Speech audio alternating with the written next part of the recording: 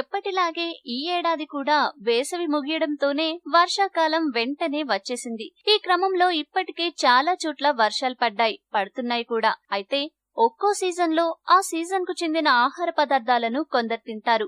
మరి వర్షాకాలంలో ఎవరైనా ఏ పదార్థాలను ఎక్కువగా తింటారు? అవును, మీరు ఊహించిందే, వేడివేడి పకోడీలు, బజ్జీలు, పునుగులు గట్రా తినాలని చూస్తారు. అయితే ఆగండి, ఎందుకంటే నిజానికి వర్షాకాలంలో ఈ ఫుడ్స్ మాత్రమే కాదు, ఇంకా కొన్ని ఆహార పదార్థాలను అస్సలు తినకూడదట.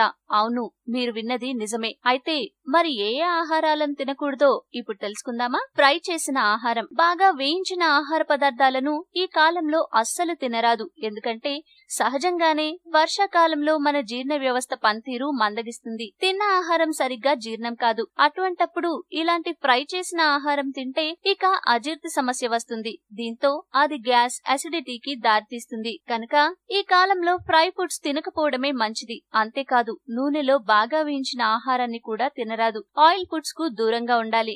ఆకుపచ్చని కూరగాయలు, అదేంటి ఆకుపచ్చని కూరగాయలను తినవద్దంటారు? అవి మన ఆరోగ్యానికి మంచివే కదా అని అడగబోతున్నారు కదా. అయితే మీరు అంటోంది నిజమే, కానీ ఈ కాలంలో మాత్రం ఆకుపచ్చని కూరగాయలు, ముఖ్యంగా ఆకుకూరలను తినరాదు. ఎందుకంటే వాటిలో క్రిములు, బ్యాక్టీరియా ఎక్కువగా చేరే అవకాశం ఈ కాలంలోనే ఉంటుంది. బాగా శుభ్రం చేసుకుంటాం అనుకుంటే తప్ప వాటిని తినరాదు. సీ ఫుడ్, సాధారణంగా వర్షాకాలంలోనే చేపలు, రొయ్యలు గుడ్లను పెట్టి పిల్లల్ని కంటాయి. ఈ సమయంలో వాటిపై లార్వా, వైరస్లు, ఇతర క్రిములు ఎక్కువగా ఉంటాయి. ఇక మార్కెట్లో అమ్మే చేపలు, రొయ్యలపై ఈ కాలంలో ఉండే తేమ కారణంగా బ్యాక్టీరియాలు ఎక్కువగా ఉంటాయి.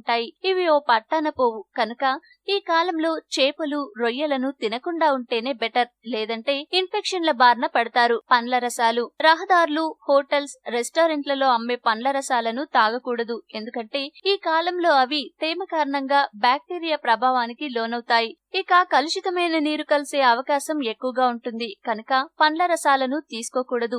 ఇంట్లోనే వాటిని ప్రిపేర్ చేసుకుని తాగవచ్చు. కూల్ డ్రింక్స్, బాటిల్స్, సీసాల్లో అమ్మే కూల్ డ్రింక్స్, ఫ్రూట్ జ్యూస్ లను అస్సలు తాగరాదు. వాటి వల్ల ఈ కాలంలో జీర్ణ సమస్యలు తలెత్తుతాయి. జీర్ణాశయంలో ఉండే ఎంజైమ్ల పనితీరుకు ఆటంకం కలుగుతుంది. కనుక వర్షాకాలంలో కూల్ డ్రింక్స్ ను తాగకపోవడమే మంచిది.